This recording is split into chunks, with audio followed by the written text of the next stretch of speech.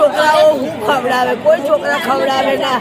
આજે આ વખતની અંદર એમનું જ ના થાય, એમના સંતાનો ના થાય, એમને હું ખવડાવે? કશું ના ખવડાવે સાહેબ. બાકી શિક્ષણનો પાયો એટલે એ માણસો તો કર્મચારીઓને સાચવવા જોઈએ અને સાચવે. અને આટલા 35 વર્ષની સર્વિસની અંદર અમારી આ હાલત એ કેવું કહેવાય? અરે અમે અમારા હકનું માગીએ છીએ. અમે આજે 30 વર્ષના કચરા સાફ કરેલું કામ કરેલું છે એનું અમે માગીએ છીએ.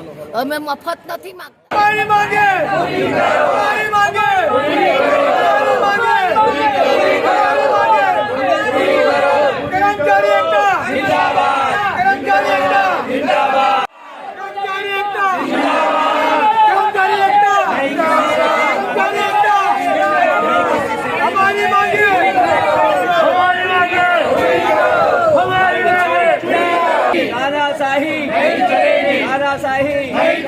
हम हमारा हक मांगते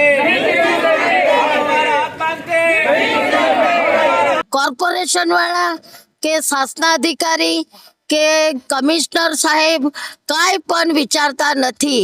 હાલમાં અમે લોકો હડતાલ પર ઉતર્યા છે.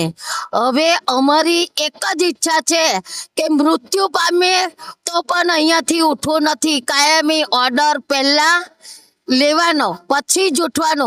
દર વખત અમને છેતરપિંડી કરી અને કોર્પોરેશન વાળા અધિકારીઓ કોર્પોરેટરો આવી અને અમને ઉઠાડી દે અને પછી અમે બસ આશ્વાસન ખાલી મળે અને પછી અમારા માટે કાંઈ જ કરતા નથી. તો આ વખતે અમારો ચોક્કસ નિર્ણય છે કે અમારે કોઈ પણ રીતે મૃત્યુ થઈ જાય તોય ચિંતા નહીં, પણ અમારે હવે ઉઠવું નથી. અમારું કામ પૂરું કરે. અને હડતાલ કરવાનું કારણ એક જ છે કે અત્યારે 35 થી 40 વર્ષ થઈ ગયા છતાં પણ અમને અમારો હક મળ્યો નથી. જે કાયમી કર્મચારીઓને જે તમામ હક મળે છે એ અમને મળ્યો નથી. માટે અમે હડતાલનું આયોજન કરી અને હવે આના પછીનો કાર્યક્રમ કદાચ અમે અમારી જો માંગ ને સ્વીકારવામાં આવે તો અમે ભૂખ હડતાલ પર પણ જઈશું.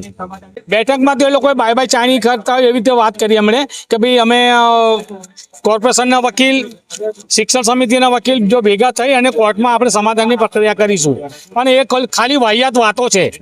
એ લોકોએ જો કરવાનું હોય તો અહીંયા જે લોકો સમાધાનની પ્રક્રિયા કરી અને કોર્ટમાં આપી શકે છે. તમે જાણો છો કે અમુક કેસ એવો પણ હોય છે કે બહાર સમાધાન કરી અને એનું નિવારણ પછી કોર્ટમાં આપી દે તો એનું કોમ્પ્રોમાઇઝ થઈ જાય છે. 570 કર્મચારી હતા, હવે 115 કર્મચારી ખાલી નોકરી કરી રહ્યા છે. કેટલા વય નિવૃત્તિ થઈ ગયા અને કેટલા ગુજરી ગયા.